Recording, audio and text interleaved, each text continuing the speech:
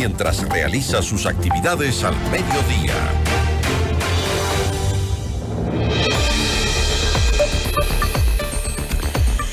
Nos acompaña, tras recibir sus credenciales por el Consejo Nacional Electoral, el presidente electo Daniel Noboa defendió el acuerdo de gobernabilidad alcanzado en la Asamblea Nacional. ¿Pactar con la primera fuerza política del legislativo era una estrategia necesaria? La entrevista a la carta, en diálogo directo con los protagonistas de los hechos. Nos acompaña a esta hora Adriana Tanca. Ella es analista política. Doctora, ¿cómo está? Muy buenas tardes. Gracias por estar con nosotros. Muy buenas tardes, Gisela, y a todos los que nos están escuchando. Un gusto estar aquí con ustedes. El presidente electo dijo en su entrega de credenciales, agradezco a las organizaciones políticas que sin condiciones, simplemente con un diálogo fluido, han querido ser parte de una gran unión para sacar adelante al país, apoyar al Ejecutivo, asimismo que exista paz, balance y progreso en el Legislativo, cosa que lamentablemente mis antecesores no pudieron hacer. Eso fue lo que había dicho Noboa. Sin embargo, ¿es esto real, doctora? ¿Por qué una organización política tiene la primera minoría en la Asamblea y controla además los gobiernos locales principales del país? ¿Por qué haría un acuerdo con el Ejecutivo donde no se presten o no se presenten con condiciones a favor de ellos? Mira, yo creo que las alianzas en este país nunca están dadas por el bienestar del país. Siempre están atrás cálculos políticos, siempre está atrás cualquier otra cosa menos el bienestar del país. Porque ¿qué es lo que sería correcto? Presentarle al país una agenda legislativa. Porque sobre eso se trabaja. Entonces, lo que mañana que se instala la Asamblea y vamos a ver un poco quién queda como presidente, cómo queda resuelto el CAL, quién queda en las comisiones, quiénes son los presidentes de las comisiones y sobre todo en comisiones clave como fiscalización, seguridad del Estado, incluso en temas de las instituciones, por ejemplo, que ya se han hablado, reformas del Código de la Democracia, consulta popular, todos esos temas que también entran en las comisiones de la Asamblea. Ahí realmente veremos qué se habló y qué no se habló y de cómo más o menos contienen esos pactos. Personalmente creo que deberían ser públicos y transparentes. Saben que vamos a trabajar en esto, nos hemos aliado para estos fines. De ese modo la ciudadanía tiene una certeza que realmente es transparente y que es a favor de ellos y que no hay algo, digamos, oculto, porque realmente se crean esos mitos, ¿no? Se habla mucho de impunidad, de juicios políticos, de intercambiar. Pero ¿son mitos o son realidades? Porque usted misma ha dicho, siempre hay algo a cambio que se quiere cuando se hacen estas alianzas, estos pactos, o se ponen condiciones, digamos. Uh-huh. Esas condiciones, por ejemplo, hemos visto que a veces son captar el Consejo de Administración Legislativa o también presidencias de las comisiones permanentes, por ejemplo. Correcto, normalmente eso suele estar ahí. Y normalmente a lo mejor es un pacto coyuntural para mañana, nada más. En lugar de, como decía, algo a largo plazo, que es lo que necesita el país. O sea, el país no se va... Es un gran paso, por supuesto, que se reactive la Asamblea y sus comisiones y todo lo que necesita el Poder Legislativo, pero al fin y al caso un pacto que está únicamente en ocupar espacios de poder no va a resolver los problemas del país. Y eso a mí es lo que personalmente me preocupa. No tiene, digamos, nada de malo que, nos vamos a apoyar en estos temas y a cambio de eso vamos a dividirnos el poder en X comisiones, porque así funcionan los gobiernos de coalición, por ejemplo, muy comunes en transiciones de dictaduras a democracias. Por ejemplo, Chile, luego cuando salió de la dictadura a la democracia, únicamente se logró a través de una concertación de izquierda y derecha en la que se repartieron, por así decirlo, los ministerios entre izquierda y derecha y, digamos, consolidó la democracia chilena. Pero aquí no vemos eso, aquí solo vemos la parte, hicimos un pacto, somos amigos, pero no sabemos hasta cuándo, no sabemos en qué términos. Puede ser que mañana ya no sean. Y volvemos o sea, al punto un cero. poco, doctora, es como los acuerdos son indispensables para la gobernabilidad en la Asamblea Nacional, en el país, después de lo que hemos vivido más aún. Pero, bueno, decir que no hay o hay condiciones, eso es difícil, pero si se acordaran con transparencia, tal vez la ciudadanía entendería mejor, ¿no? Y lo aceptaría y diría, bueno, ok, vamos todos por este rumbo, que es el que queremos por el país, ellos quieren esto, nosotros quieren aquello, pero vamos todos con el fin de sacar adelante el país.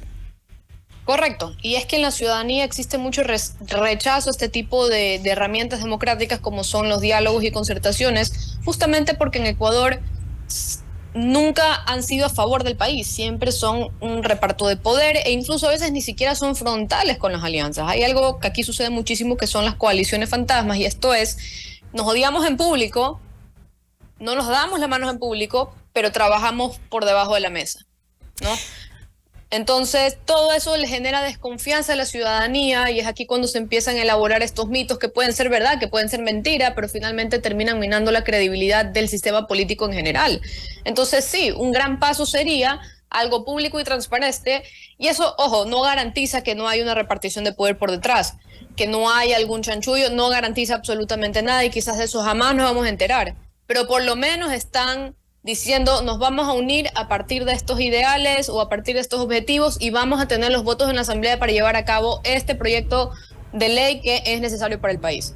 Lo otro nunca sabremos, pero por lo menos que tengan una hoja de ruta en cuanto a lo que nos concierne a nosotros los ciudadanos, que es los problemas más inmediatos, ¿no? Sería lo básico. Pero analicemos un poco el discurso del presidente electo Daniel Noboa. Él dijo, bueno, aunque defendió su decisión de negociar con la Revolución Ciudadana y de dialogar con todas las bancadas políticas, el primer mandatario anticipó que no apoyará a la impunidad en relación con los casos de corrupción que se les investiga a las exautoridades del correísmo.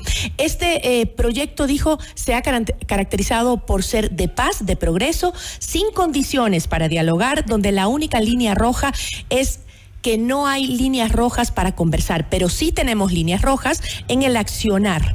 Jamás estaremos a favor de la impunidad, jamás apoyaremos a las fuerzas políticas o individuos que quieran violentar la Constitución. Eso fue lo que dijo. Sin embargo, ahí da cosas a pensar. ¿Se ha tenido acaso luces de las intenciones del correísmo cuando el mismo líder del correísmo, Rafael Correa, anunció que parte de su acuerdo era el juicio político en contra de la fiscal Diana Salazar? Cuando pasó eso, incluso el presidente electo, Daniel Noboa, dijo: ella está haciendo su trabajo, no tenemos por qué apoyar algo cuando la funcionaria está haciendo su trabajo. Correcto. A ver, de eso se trata un trato político, ¿no? Se trata de conservar lo esencial y dejar a un lado lo accesorio, es decir, la línea roja, hasta dónde yo estoy dispuesto a unirme contigo, dejando pasar por alto, por así decirlo, accesorios, pero preservando la esencia de mi partido, la esencia de yo como presidente, whatever, como lo quieras llamar tú. Ahora, hay un gran problema con el tema cuando se ponen este tipo de cosas, porque una cosa es el juicio político y otra cosa es pedir la cabeza de la fiscal. Son dos cosas completamente distintas, porque uno puede apoyar el juicio político como herramienta de fiscalización sin que eso termine en una destitución, como un proceso de ver, veamos qué está pasando en fiscalía. Pero el problema es cuando ya se adelantan al resultado de un juicio político, y esto es, y lo han dicho públicamente, la cabeza de la fiscal, porque a su criterio no está haciendo bien su trabajo y está perjudicando la seguridad del Estado, etcétera, etcétera, etcétera. Entonces el problema también es cómo se comunican las cosas, porque tampoco se le puede impedir a la Asamblea que fiscalice. Esa es parte de una de sus funciones principales, legislar y fiscalizar. Pero otra muy distinta es cuando a priori se establece un resultado, y esto es: vamos a destituir a la fiscal. Entonces, de antemano ya se están negociando votos para un resultado que no se sabe qué va a salir de la investigación. A lo mejor no hay los elementos constitutivos o que determinen una responsabilidad política. Y ese es el mayor problema que existe. Otra cosa, recordemos que la Asamblea solo tiene la competencia de fiscalizar en términos políticos, no penales. Entonces, la Asamblea en sí no tiene la competencia para dejar en impunidad a nadie, porque no le toca, no es el judicial. Entonces ese es otro tema aparte, tiene mucho que ver también con el lenguaje que se usa, muchas veces a propósito, justamente para crear esta polarización alrededor de cualquier acercamiento entre bandos políticos. Yo estoy de acuerdo que todos los sectores políticos se acerquen en tanto y en cuanto sea en pro del país y no en pro de cálculos políticos personales, y a mi criterio un juicio político, ojo, y esto no quiere decir que no se fiscalice, pero vamos, son 18 meses, realmente un juicio político de los muchos que se han anunciado, que no es el único, está dentro de las prioridades del país. ¿Debe ser prioridad para el país, para la siguiente asamblea? Yo creo que no. Podemos estar en desacuerdo, pero hay que analizarlo. Bueno, sí, no se puede dejar de fiscalizar tampoco, pero ¿qué es prioridad?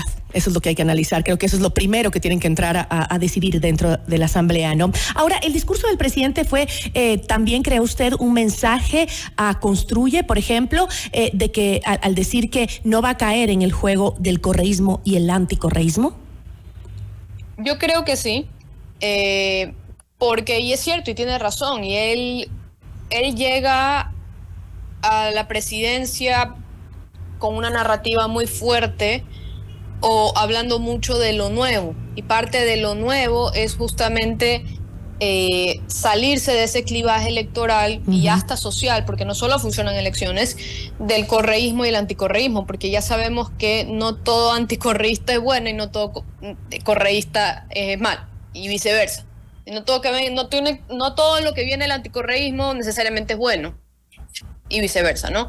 Entonces me parece acertado que un poco intentemos salir de ese clivaje, porque le hace muchísimo daño al país, sobre todo en temas de tomar decisiones, porque muchas decisiones no se toman en función de qué es lo mejor para el país, sino de quién la está proponiendo, ¿no?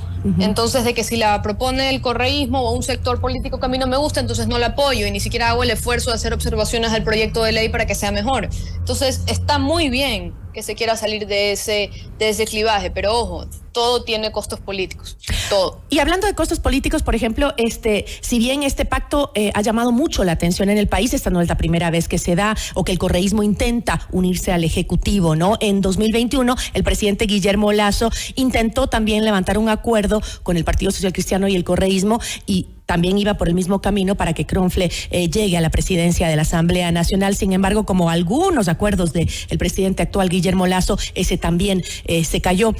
No lograr acuerdos con la primera fuerza política del país, que es el correísmo, ¿fue, cree usted, uno de los errores que llevaron a Lasso a no poder terminar su mandato?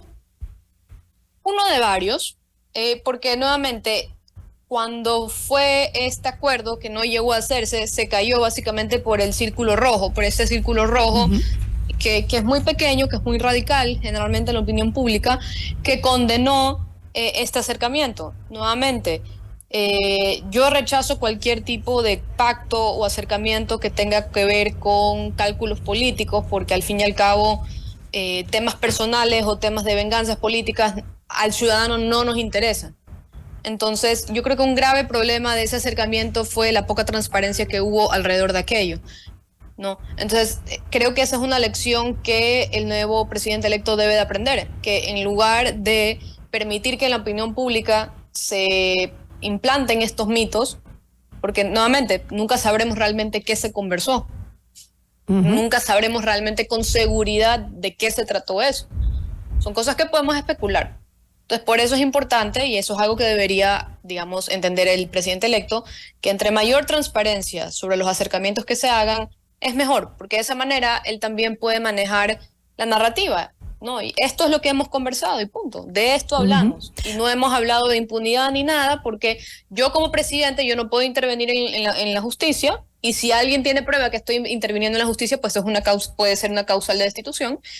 Y en la Asamblea tampoco tiene competencia para actuar como juez, ¿no? Entonces, yo creo mucho en la transparencia, pero hay que recordar nuevamente, este clivaje del correísmo y anticorreísmo existe, cada vez hay menos ciudadanos que se identifican con ello, pero hacen mucho ruido y en muchas ocasiones suelen influir en las decisiones políticas.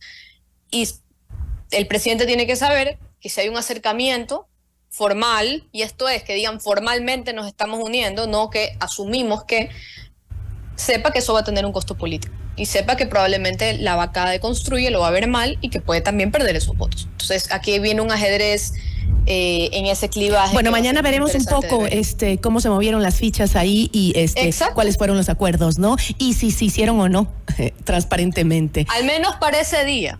Puede ser que sea coyuntural, como suelen pasar. Y que esa alianza no dure mucho, como tampoco esa alianza tampoco le dure mucho, como no le duró mucho a Guillermo Lasso tampoco. A ninguno. Y Ecuador no es un país que tiene una cultura política de tener alianzas políticas. No existe. Son coyunturales. Bueno, sí tiene, pero tiene también la cultura política de romperlas. Sí, son coyunturales. Como nos ponemos medio de acuerdo, pero alguien se pone bravo porque no le salió como quería, entonces se rompe la alianza. Y ese es otro problema que existe en cuanto a llegar a un acuerdo, que se piensa que es un acuerdo o todo o nada. Si no es como yo digo, entonces no hay acuerdo. Y eso no es la esencia de un acuerdo, pues.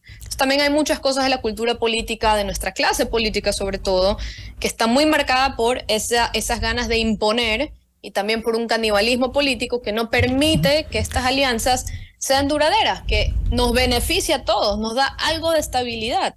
Sí. Es lo que más necesitamos en estos meses. Y que le dé paso a la gobernabilidad que hoy la necesitamos tanto. Yo le agradezco muchísimo, doctora, por habernos acompañado. Muchísimas gracias.